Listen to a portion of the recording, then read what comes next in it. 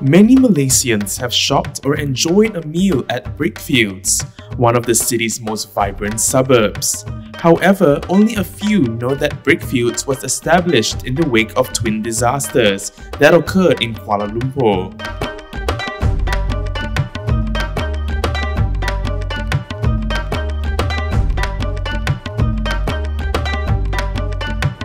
Today, Brickfields is one of the busiest suburbs in Kuala Lumpur. But what was it like back in the day? Let's take a trip back in time to the past.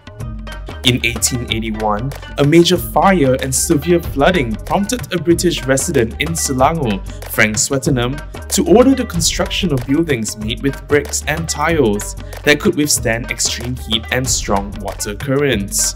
He sought the assistance of Kapitan Yap Tet Loy, a migrant of Hakka descent from China, who went on to play an instrumental role in developing Brickfields.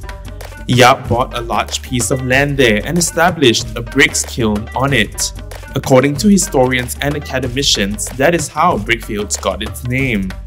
Growing up in the late 1950s, Balan Moses, author of Brickfields, A Place, a Time and a Memory, said Brickfields was a melting pot of faiths and ethnicities.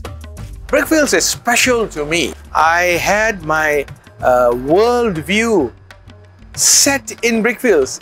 It was the backdrop for my worldview, which means I learned multiculturalism. I learned multi-religious character. I learned a lot of languages. Our neighbors came to our house for Christmas. We went to their house for Deepawali or Hari Raya or Chinese New Year. So there was great interaction between the races in Brickfields, and it impressed me. It impressed me to such an extent that I carry those memories in my mind and in my heart right up till today. The 67-year-old, who is a pastor, talked about the many houses of worship erected within this one locality, something not often seen in bustling Kuala Lumpur. You have the Zion Cathedral behind me, which was built in 1924, perhaps the fourth oldest structure in Brickfields, concrete structure. And then behind the church is the Buddhist Mahavihara, which was built in 1895.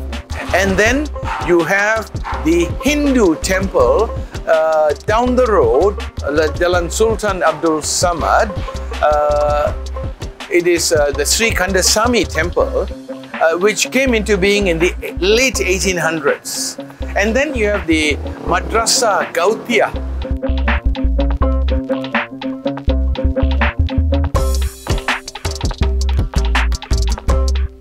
Moses recalled how food those days was brought into the area and delivered to customers by men on foot, who carried baskets and metal containers hanging on either end of a kandar pole.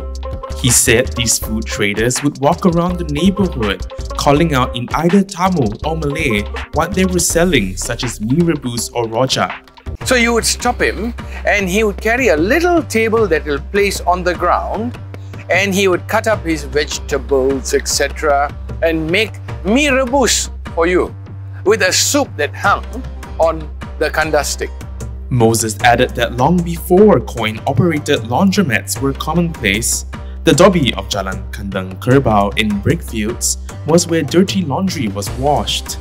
This Dobby was famed for its use of tall bamboo sticks, on which bed sheets, trousers, shorts and saris were hung to dry in the hot sun. The Dobby would come to your house, pick up dirty clothes, wash them, dry them, iron them and bring them back 2 days later. It was so easy. Moses said Brickfields was home to the Lido Cinema, one of the few in Kuala Lumpur that screened Tamil films. It's no wonder that it soon became a famous landmark.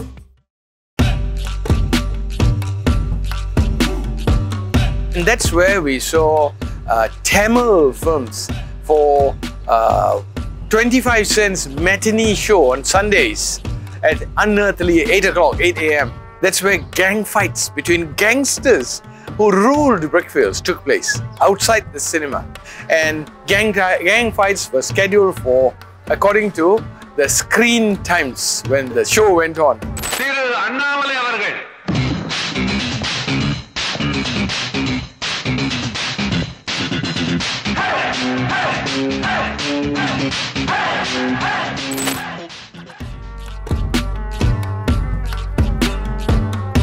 Following the vast development in Brickfields, what used to house Little Cinema is now Public Bank, located opposite New Central.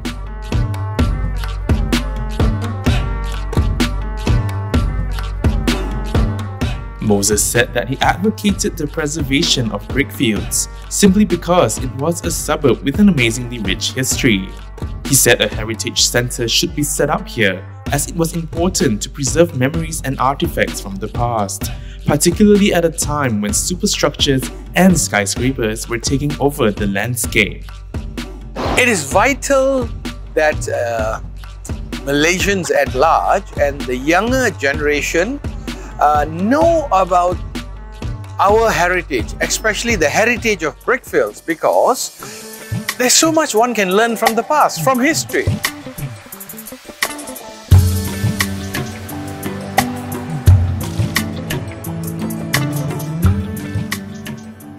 The younger generation from all sectors of life can learn from the multiculturalism of Brickfields. It's still evident today, can learn from the multi-religious nature of Brickfields, so that we don't have, views that are non-multicultural, that are monocultural. That is going to be very dangerous for the city, for Kuala Lumpur, for Brickfields and for the nation. So Brickfields is a learning place, a place one can learn from.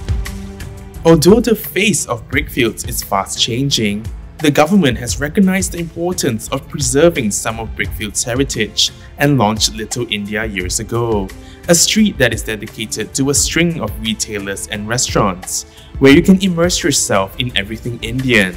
Samuel Chua, FMT News.